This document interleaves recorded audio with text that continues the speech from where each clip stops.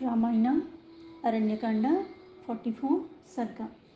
ఇక్కడ మాయాలేడి రూపంలో ఉన్న ఆ మారీచుడు శ్రీరాముడు యొక్క బాణాల దెబ్బకి మరణించుట, ఆ దెబ్బ తగలంగానే వెంటనే ఆ శరీరం వదిలి ఆ మాయా రూపం వీడి తన రాక్షస స్వరూపాన్ని తను పొందాడు. పైగా ఈ మరణించే కాలంలో ఏం చెప్పాడు? హే సీత, హే లక్ష్మణ అంటూ బాధగా రాముడు ఎలా అయితే విలపిస్తాడో అదేలాగా అదే కంఠంతో అలాగా పలికాడు. అది విని రాముడికి కలవరపాటు వచ్చి వెంటనే మళ్ళీ పంచవటికి బయలుదేరాడు రాముడు. అవన్నీ ఇక్కడ చెప్పబడి ఉన్నాయి. తధాతు తం సమాదిశ్య భ్రాతరం రఘునందనః బబంధాసి మహాతేజ జాంబునాథమాయత్సురుం. మహా తేజస్వి అయిన శ్రీరాముడు లక్ష్మణుడికి ఆదేశించి, ఎలా అయితే ఆ జటాయువు ఉంటాడు, నువ్వు కూడా చాలా జాగ్రత్తగా, అంటే ఏమరపాటు లేకుండా సీతను నువ్వు చూసుకో అనుక్షణము. ఎందుకంటే మాయా రూపాలుగా ఆ రాక్షసులు ఏదన్నా కూడా చేయటానికి సిద్ధంగా ఉంటారు. అందుకుని ప్రమాదం అన్ని వైపుల నుంచి ఉన్నది, జాగ్రత్తగా చూసుకో అని లక్ష్మణుడికి ఆదేశించి తన ఖడ్గాలు అలాగే తన బాణాలతో ధనుస్సుతో రాముడు బయలుదేరాడు. తతస్యాస్య వనతం చాపం ఆదాయాత్మవిభూషణం ఆబధ్య చ కలాపౌధ్వా జగామోదగ్ర విక్రమః.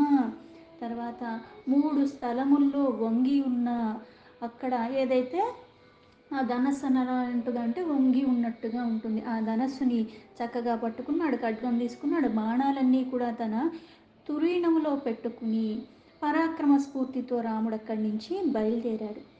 తం వంచయానో రాజేంద్రం ఆపతంతం నిరీక్ష్య వై బభూవాంతర్హితస్త్రాసాత్ పునః సందర్శనీభవత్ బద్ధాసిర్ధనురాధాయ ప్రదుద్రావాయతో మృగః. రాజకుమారుడైన శ్రీరాముడు తన వెంట రావటం గమనించిన మారీచుడు రాముణ్ణి మోసగించటానికి పైగా భయంతో అక్కడి నుంచి మళ్ళీ అంతర్హితుడైపోయాడు. మళ్ళీ కాసేపటికి రాముడికి కనపడుతున్నాడు, మళ్ళీ వేగంగా పరిగెడుతున్నాడు, మళ్ళీ కనపడకుండా. ఎందుకంటే రాముడికి కనిపించాడంటే, రాముడు బాణం వేశాడంటే గురి తప్పడు. అందుకని కనిపించటం, కాసేపు కనిపించకుండా ఉండటం, అలా పరుగులు తీస్తూ వెళ్ళిపోతున్నాడు. శ్రీరాముడు తన ఖడ్గంతో తన ధనుర్బాణాలతో సిద్ధంగా ఉండి ఆ మృగం వెంటే పరిగెడుతున్నాడు. తం స్మ పశ్యతి రూపేణ ద్యోతమానాభివగ్రతః అవేక్ష్య ధావంతం ధనుష్పాణిం మహామణి.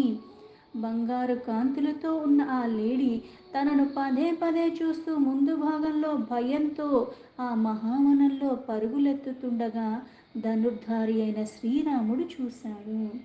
అతివృత్తమిషోహపాతాత్ లోభయానం కదాచన శంకితం తు సముత్ప్రాంతం ఉత్పతంతమివాంభరే. ఒక్కొక్కప్పుడు అది శ్రీరాముడు బాణాలకి దొరికినట్లే కనపడుతుంది, చిక్కకుండా మళ్ళీ తప్పించుకుంటుంది. ఎందుకంటే అంతర్ధనం అయిపోతుంది. ఇలా దొరకటం, మళ్ళీ తప్పించుకోవటం, ఇలా అన్నీ చూసుకుని ఆయనకు ఇంకా ఆశలు రేకెత్తిస్తూ ఉన్నది. ఎలా అయినా సరే అక్కడి నుంచి దూరంగా తీసుకెళ్ళిపోవాలి. కలవరపాటుతో ఆకాశంలో ఎగిరిపోతున్నట్టుగా మళ్ళీ ఒక్కొక్కసారి కనపడుతున్నది.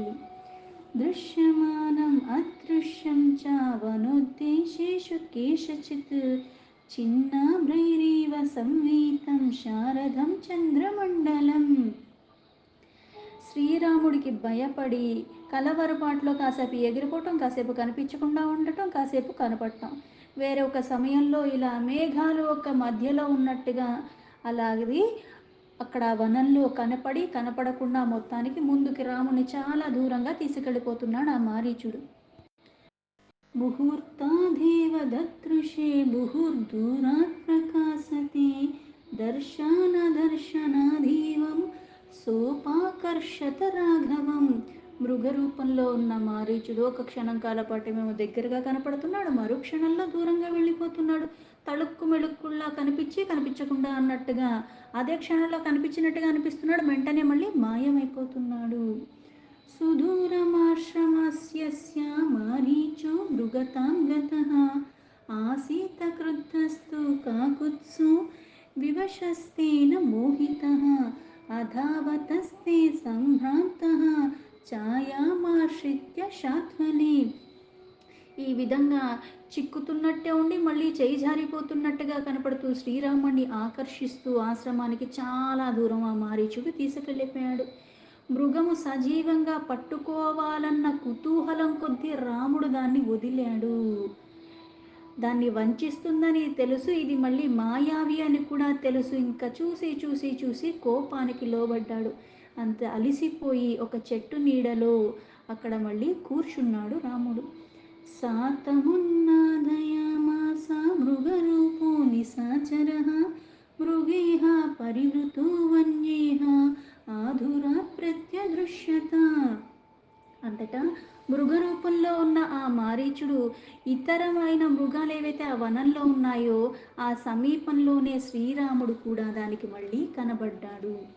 గృహీతు కామం దృష్ట్వేనం పునరేవాభ్యధావత తత్క్షణాధీవ సంత్రాసాత్ పునరంతర్హితో భవేత్. ఈ విధంగా రాముడు తికమక కలిగిస్తూ ఆ చేస్తున్న మారీచుడు తన్ను పట్టుకోవటానికే వస్తున్న రాముణ్ణి చూసి అది మళ్ళీ పరిగెడతం మొదలుపెట్టింది. వెంటనే అది అంతులేని భయంతో మళ్ళీ అదృశ్యమైపోయాడు ఆ మారీచుడు. పునరేవ తతో దూరాత్ వృక్షషండాత్ వినిసృతం దృష్ట్వా రామో మహాతేజః తం హంతుం కృతనిశ్చయః భూయస్తు శరముద్ధృత్య కుపీతస్తత్ర రాఘవః. ఆ మృగం కొంత దూర ప్రదేశానికి చెట్ల మధ్య నుంచి బయటికి ఎప్పుడైతే వచ్చిందో మహా తేజస్వి అయిన రాముడు మళ్ళీ దాన్ని చూశాడు. దాన్ని చంపటానికి నిశ్చయించుకు, ఇంకా దీన్ని సజీవంగా పట్టుకోవటం అన్నది వృధా, అందుకుని దాన్ని చంపాలి అని నిర్ణయించుకున్నాడు. సూర్యరశ్మి ప్రతీకాసం జ్వలంతం అరిమర్దనః సంధాయ సుదృఢే చాపే వికృష్య బలవద్బలి తమేవ మృగముద్దిశ్య శ్వాసంతమివ పన్నగం మూమూచ జ్వలితం దీప్తం అస్త్రం బ్రహ్మ వినిర్మితం. మృగం వల్ల ఎదురైన చిక్కులకు ఆ రఘురాముడు కోపానికి లోనడి తన బాణం వేయటానికి ధనస్సును చేతబట్టాడు. ఎంతో బలశాలి, ప్రజ్ఞావంతుడు, పైగా గురి చూసి ఒకసారి కొట్టాడంటే గురి తప్పే అవకాశమే లేదు. శత్రు ఒక్క సంహార సమర్థత కలిగి ఉన్న శ్రీరాముడు సూర్యకిరణాలు ఎలా అయితే కాంతులు అన్ని వైపులా ఒకేలాగా ఎలా అయితే విరజిమ్ముతూ ఉంటాయో ఆ బాణాలని దృఢంగా వెయ్యటానికి తన ధనుస్సులో సంధించి పెట్టి ఆ అల్లెతాడును బలంగా లాగిపట్టాడు రాముడు. శరీరం మృగరూపస్య వినిర్భిద్య శరోత్తమః మారీచస్యేవ హృదయం బిభేదాసని సన్నివః. ఆ బ్రహ్మ నిర్మితమైన అస్త్రము మృగం పైన ప్రయోగించాడు రాముడు. వజ్రాయుధంతో సమానమైన శ్రేష్టమైన ఆ బాణం మెరుపులు కమ్ముతూ అవన్నీ కూడా బుసల కొడుతూ పాములాగా భయంకరంగా శబ్దం చేసుకుంటూ ఈ మృగం యొక్క శరీరాన్ని చీల్చివేసింది. అంతటా మారీచుడు హృదయం బద్దలైపోయింది. తాళమాత్రం అదోత్పుత్య న్యపతత్సాసరాతురః వినదన్ భైరవం నాదం ధరణ్యాం అల్పజీవితః. ఆ బాణం ఒక్క దెబ్బతో ఆ రాక్షసుడు విలవిల్లాడిపోయాడు. తాటి చెట్టు ప్రమాణంలో పైకెగిరి ఒక్కసారిగా భయంకరమైన శబ్దం చేస్తూ ఆయు తీరిన వాడే భూమి మీద మళ్ళీ పడిపోయాడు. మ్రియమానస్తు మారీచో జిహ్వోతాం కృత్రిమాం తనుం స్మృత్వా తద్వచనం రక్షో దద్యో కేన తు లక్ష్మణం ఇహ ప్రాస్తాపయేత్ సీతా శూన్యేతం రావణో హరేత్. అలాగంత పైకి ఎగిరి మళ్ళీ ఎప్పుడైతే ప్రాణాలు కోల్పోయే సమయంలో భూమి మీద పడిపోతూ కూడా మారీచుడు ప్రాణాలు వదిలే సమయంలో కూడా ఆ స్థితిలో ఆ మృగరూపాన్ని వదిలేశాడు, తన నిజ రూపాన్ని దాల్చాడు. అప్పటికి రావణాసుడు యొక్క మాటలు గుర్తుకు వచ్చి అంతటా అతడు ఆ రాముడి యొక్క స్వరంతో లక్ష్మణ, ఆ ఆశ్రమం వదిలి ఇటు రావటానికి, అక్కడ ఒంటరిగా ఉన్న సీతను రావణాసుడు దొంగలించుకుపోయటానికి ఉపాయంగా ఏం చెయ్యాలి, అందుకనే రాముడు యొక్క స్వరంలో హే లక్ష్మణ, హే సీత అని ఆర్తితో, ఇప్పుడు మనకి గాయం తగిలితే ఎలా అరుస్తాము అలా అరిచాడు. అలా ఒంటరిగా ఉన్న సీతనప్పుడు మళ్ళీ రావణాసుడు వెతుకోవటానికి వీలుగా ఉండటానికి. ఇక్కడ ఎలా అయినా చచ్చిపోతానట. రాముడి చేతుల్లో అన్నా చచ్చిపోవాలి, ఇటు రావణాసుడి చేతుల్లో అన్నా చచ్చిపోవాలి. అయితే ఇక్కడ మళ్ళీ సహవాస దోషాలు అని చెప్పి కొన్ని కొన్ని వదిలించుకోవటం కష్టం అని చెప్పేది ఎందుకు అంటే, ఇప్పుడు ఎలాగో నువ్వు ఆ పని చేయకపోతే రావణాసుడు చంపేస్తాడు. రాముడి చేతుల్లో చచ్చిపోవాలన్నప్పుడు నిజం రాముడికి చెప్పేసి, అక్కడ మళ్ళీ కాస్తైనా సరే కనీసం చచ్చేటప్పుడైనా సరే నేను ధర్మపరంగా ఉండేలాగా చూసుకుని, అధర్మం ఇప్పుడు దాకా తెలిసి తెలియక చేశాను. కొన్ని కొన్ని వాసనలు వదిలించుకోవటం ఎందుకు కష్టం అంటే, అన్నీ వదిలేసుకుని ఎలా అయితే నార చీరలు ధరించాడు, అక్కడ మళ్ళీ నిష్ఠతో ఆ వనవాస జీవితాన్ని ఒక దీక్షలాగా తీసుకుని ఋషులతో లాగా జీవితాన్ని సాగించేవాడు రావణాసుడు వచ్చి చెప్తే ఇంకా దిక్కు లేక ఆ పనికి పూనుకున్నాడు. ఇక్కడ ధర్మం పాటించాలా? చేసేదే అధర్మం. దాన్ని మళ్ళీ నేను చచ్చేదాకా కూడా దాన్ని పూర్తిగా చేసి చేస్తానని అనుకోవటం ఎందుకు? ముందే రాముడికి నిజం చెప్పేసి ఇది ఇలా జరిగింది అని చెప్పేస్తే అయిపోద్ది కదా. కానీ కొన్ని వాసనల కారణంగా ఇక్కడ మళ్ళీ అది మళ్ళీ గుర్తు తెచ్చుకోవటం, మళ్ళీ దానికి తగ్గట్టుగా ఇక్కడ లక్ష్మణ్ణి స్మరించుకుని అక్కడ మళ్ళీ రావణాసుడికి ఉపయోగపడేలాగే చేశాడు మారీచుడు. సప్రాప్తకాలం ఆజ్ఞాయ చకారా చ తతః స్వరం సదృశం రాఘవస్యేవా సీతే లక్ష్మణీతి చ. అందుకుని రావణాసుడు ఆదేశాన్ని అనుసరించి ఆ సమయంలో తాను చెయ్యవలసింది నిశ్చయించుకుని ఆ శ్రీరాముడు యొక్క కంఠాన్ని అనుసరించి హే సీత హే లక్ష్మణ అని ఆర్తితో బాధలో అరిస్తే దెబ్బ తగిలినప్పుడు ఎలా అరుస్తాం అలా అరిచాడు మారీచుడు. तेन मर्मणि निर्विद्धः शरेणानुपमेव च मृगरूपं तु तद्व्यक्त्वा राक्षसं रूपमात्मनः चक्रे सासु महाकायो मारीचो జీవితం త్యజన్. నిరుపమానమైన ఆ రామబాణానికి ఇక్కడ ఆయువు పోయి గాయం తగిలి అంత పెద్ద శరీరం కలిగిన మారీచుడు ప్రాణాల్ని విడుస్తూ తన రాక్షస రూపాన్ని పొందాడు. మాయతో ఎప్పుడు దాకా ఉంటుంది? శాశ్వతంగా ఉండదు కదా. ఆ మాయ రూపం తొలగిపోయింది, నిజ రూపాన్ని కూడా పొందేశాడు. అక్కడ నిజ రూపాన్ని పొంది అక్కడ బాణానికి దెబ్బతిని అలా నేల మీద ఒరిగిపోయాడు, ప్రాణాలు కోల్పోయే స్థితిలో ఉన్నాడు. తతో విచిత్రకేయూరః సర్వాభరణభూషితః హేమమాలి మహాద్రంష్టో రాక్షసో భుచ్చరాహతః. రాక్షసుడి ఆకారంలో పడి ఉన్న అతడు విచిత్రములైన భుజకీర్తములు, ఎన్నో రకాల ఆభరణాలు, బంగారపు ఇవన్నీ కూడా పెద్ద పెద్దవి కూడా ఆ కొరలు కలిగి ఉన్నవాడు, పెద్ద దేహం కలిగి ఉన్నవాడు, పెద్ద శరీరం. మాయతో ఏదో చిన్న రూపం లేడిపిల్లలాగైతే మారాడు, కానీ ఇప్పుడు అది తొలగిపోయింది. అంటే ఏది శాశ్వతం కాదు. నా ఈ శరీరం కూడా శాశ్వతం కాదు. ఇక్కడ మాయలతో కానీ ఇంకో దాన్ని ఆశ్రయించి కానీ ఏదైతే సహజమైనది కాదో దాన్ని ఎన్ని రోజులు నువ్వు ఉంచుకోగలవు? శాశ్వతంగా అయితే ఉంచుకోలేవు కదా. అది కాలానుగుణంగా తొలగిపోతుంది. తర్వాత తన నిజ రూపాన్ని తను పొందుతాడు. ఇంత శరీరం కలిగి కూడా, ఇన్ని ఉండి కూడా ఇప్పుడు మళ్ళీ ఆ ఒక్క కృత్యం అంటే ఇప్పుడు తప్పు చేశాను, తప్పును సరిదిద్దుకుని నేను అటువంటివి చేయకుండా నన్ను నేను నివారించుకుంటున్నా. మళ్ళీ నేను పాత దారిలోకే వెళ్ళి మరణకాలంలో మళ్ళీ నేను అదే చేస్తే నేను మధ్యలో చేసిన పుణ్యానికి కూడా అర్థం పర్థం ఉండదు. దాన్ని పట్టుకుంటేనే కదా, స్థిరంగా ఉంటేనే దానికి ఒక అర్థం. మళ్ళీ నేను చేసిన పాపాలు తొలగించుకునే అవకాశం ఉంటుంది. పాపం చేయటం మళ్ళీ మానేయటం, మళ్ళీ అదే పనిగా నేను చేస్తున్నానంటే ఇక్కడ ప్రక్షాళన జరిగే అవకాశం లేకుండా నన్ను నేను బాధించుకుంటున్నాను, దుఃఖాలకి దగ్గరగా అవుతున్నానన్న జ్ఞాన విచక్షణ కలగాలి. తం దృష్ట్వా పతితో భూమౌ రాక్షసం ఘోరదర్శనం రామో రుధిరసింక్తాంగం వేష్టమానం మహీతలే జగామ మనసా సీతాం లక్ష్మణస్య వచః స్మరన్. భయంకర రూపంలో భూమి మీద పడి ఉన్న ఆ రాక్షసుణ్ణి మారీచుడు చూశాడు.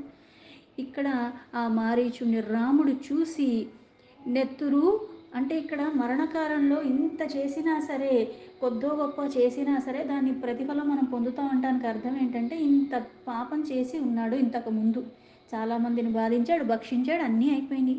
తర్వాత కొద్దిగా వ్యవధి ఏదైతే కాస్త ధర్మపరంగా ఉన్నాడో దానికి కారణంగా ఏమైంది? ఇట్లాంటి సత్పురుషుడి చేతిలో మరణము, అలాగే మరణకాలంలో ఆయన దర్శనం కూడా లభించింది. అందుకే రాముణ్ణి చూస్తూ ఉన్నాడు. అంతలోకి రాముడు ఆ శరీరాన్ని మార్చి రాక్షసుడి రూపాన్ని దాల్చిన మారీచుణ్ణి రాముడు చూశాడు. నెత్తురు కారుతూ ఉన్న తన శరీరం నేలపై అటు దొల్లుతూ ఉన్నది. అప్పుడు శ్రీరాముడు అక్కడ మళ్ళీ లక్ష్మణుడి మాటలు ఒక్కసారిగా గుర్తు తెచ్చుకున్నాడు. ఎందుకంటే ఇది సాధారణమైన లేడి కాదు, మాయతో మారీచుడే ఇలా వచ్చాడు, ఇందులో ఎటువంటి అనుమానం లేదని స్పష్టపరిచాడు. అది మళ్ళీ గుర్తు తెచ్చుకున్నాడు రాముడు. मारीचस्येति मायेषा पूर्वोक्तं लक्ष्मणेन तु तत्तदाह्याभवच्चाद्य मारीचोऽयं मया हतः. సీతను గురించి ఒక్కసారి ఆలోచించకుండా ఇదంతా కూడా మారీచుడు మాయే అని లక్ష్మణ్ ఇంతకు ముందే చెప్పాడు కదా, ఇది అక్షరాల అప్పుడు నిజమైంది. హే సీతే లక్ష్మణేత్యేవం ఆకృష్య చ మహాస్వనం మమార రాక్షసః సోయం శ్రుత్వా సీత కథం భవేత్. నా చేతిలో హతుడైన వాడు ఆ మారీచుడే. ఈ రాక్షసుడు అయ్యో సీత, అయ్యో లక్ష్మణాన్ని గట్టిగా ఎందుకు ఇలాగా మరణకాలంలో ఎందుకు మళ్ళీ ఈశ్వరంతో ఇలాగా ఆవేదన వ్యక్తపరుస్తూ అరుస్తున్నాడు అని. లక్ష్మణశ్చ మహాబాహు కామవస్థాం గమిష్యతి ఇతి సంచిత్య ధర్మాత్మా రామో హృష్టత నూరుహ. ఈ మాటలు విని సీత ఏమవుతుందో అంటే ఇక్కడ ఏదో కుట్ర పన్నుతున్నారు, ఇంకో దానికి ఏదో వీళ్ళు అనుకుని ఇప్పుడు ఇటువంటి పరిస్థితులు వీళ్ళు ఇలాగా చేశారు అన్నది రాముడికి స్పష్టంగా అర్థమైపోయింది. ఇప్పుడు హే లక్ష్మణ, హే సీత అని ఆర్తితో నా స్వరంతో అరిచాడు. ఇప్పుడు ఇది విని సీత ఏమవుతుందో. ఇప్పుడు సీత గనక ఎక్కడన్నా భయానికి కానీ లోబడితే మళ్ళీ అక్కడి నుంచి లక్ష్మణ్ణి పంపించేస్తుందేమో, దీనివల్ల చాలా అనర్థాలకి దారి తీస్తుంది అని. పైగా ఇప్పుడు నాది ఇలా ఆర్తితో విన్న గొంతు వింటే లక్ష్మణుడి పరిస్థితి ఏంటో అని ఒక్కసారిగా ఆలోచించుకున్నాడు. అందుకే రాముడు భయానికి ఒక్కసారిగా వెంటనే తిరిగి వెళ్ళిపోవాలి, కానీ అప్పటికే చాలా దూరం వచ్చేసాడు. తత్ర రామం భయం తీవ్రం ఆవివేశ విషాదజం రాక్షసం మృగరూపం తం హత్వా శ్రుత్వా చ తత్స్వరం త్వరమానో జనస్థానం ససారాభిముఖస్తథా. మృగరూపంలో ఉన్న రాక్షసుని అయితే సంహరించాను, కానీ ఆ భయంకరమైన స్వరాన్ని విని ఏదైతే రాముడి కంఠంతోనే లక్ష్మణుని సీతని ఆర్తిగా పిలుస్తున్నట్టుగా విలపిస్తూ అన్నాడు, అది వినేసరికి రాముడికి దిగులు వచ్చేసింది. తీవ్రమైన భయానికి లోబడ్డాడంటే ఇంకోటి ఏదో జరగబోతుంది. ఆ విపత్తుని ఒక్కసారి తలుచుకుని భయానికి లోబడి వెంటనే రాముడు ఆశ్రమం వైపుగా పయనంకి ఇంకా వేగంగా, ఎంత వేగంగా అయితే దీని మీద దాడి చేయడానికి వచ్చాడో అంతకన్నా తీవ్రమైన వేగంతో మళ్ళీ బయలుదేరిపోయాడు ఆశ్రమం వైపుగా. దీంతో వాల్మీకి మహర్షి విరచితమైన ఆది కావ్యమైన శ్రీమద్ రామాయణంలో అరణ్యకాండలో 44 సర్గా సంపూర్ణం.